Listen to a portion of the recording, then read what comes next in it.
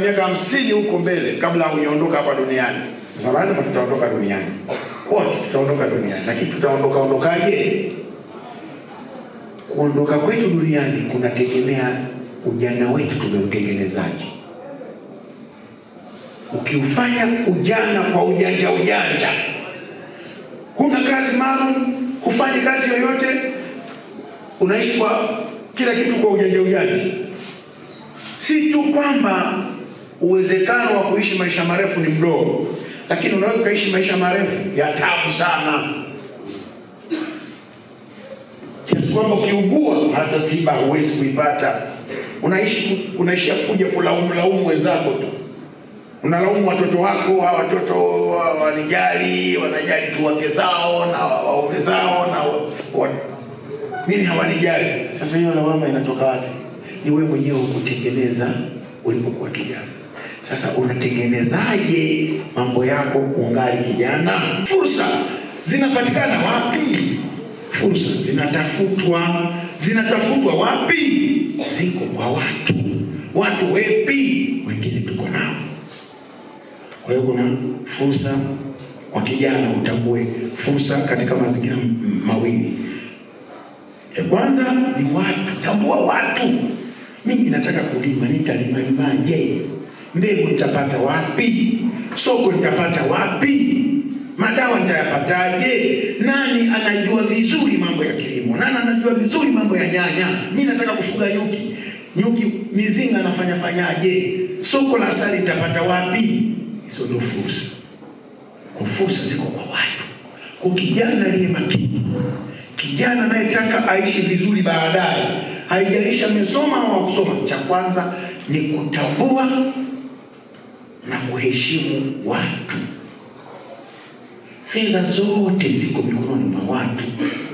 Mwenyezi Mungu haleti fedha. Yaani haitatokea hata siku moja ukakuta kuna fedha zimedondoka mahali au mzigo kitandani kwa maana. Kwa hiyo ukimjua huyo mtu na ukamheshimu, lakini huwezi kumheshimu kwa kujiheshimu wewe mwenyewe.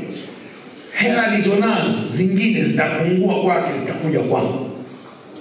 Kwa hiyo unaweza kujikuta unakula hela za mkuu wa wilaya bila wewe mwenyewe kujijua kwamba unazichukua.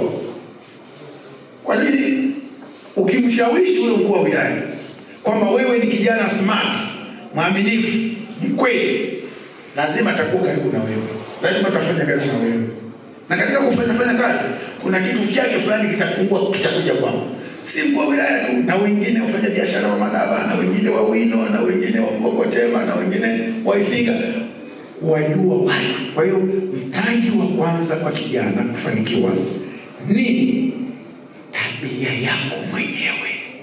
Duniani hapa, dunia inataka watu wenye tabia njema, wasikivu, wanyenyekevu, wenye ushirikiano, wasio shari, wasio na vurumai. Fedha hazikai kwa watu wenye vurumai.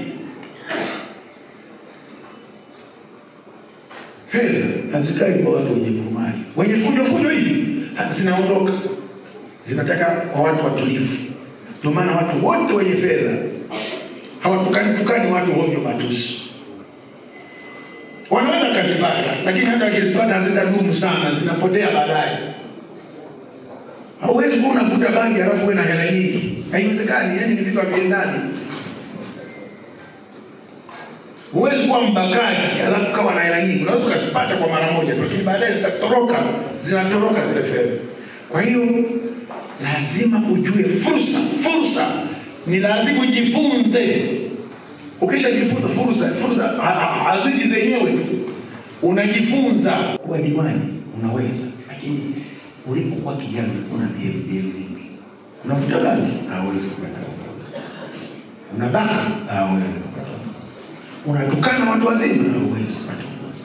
Ufanye kazi, huwezi kupata uongozi. Yaani kuna vitu pamoja unavichanganya ndio vinakuja kufanya uongozi. Mtu yeyote anayekupa maana yake anaaminika. Na sifa ya kijana mzuri ambaye lazima awe na future nzuri mbele ni yule anayeweza kukopa, akafanya kazi ile na akarudisha. Na watu wote wa namna hiyo wanafanikiwa sana. Kama huwezi kukopa, manake ama wewe ni mwoga sana au si mwaminifu. Kwa hiyo ukopesheke. Ili usikopesheke ni wale tu ambao hawaaminiki. Kwa mtaji wa kwanza kabisa wa kijana ni kuwa mwaminifu.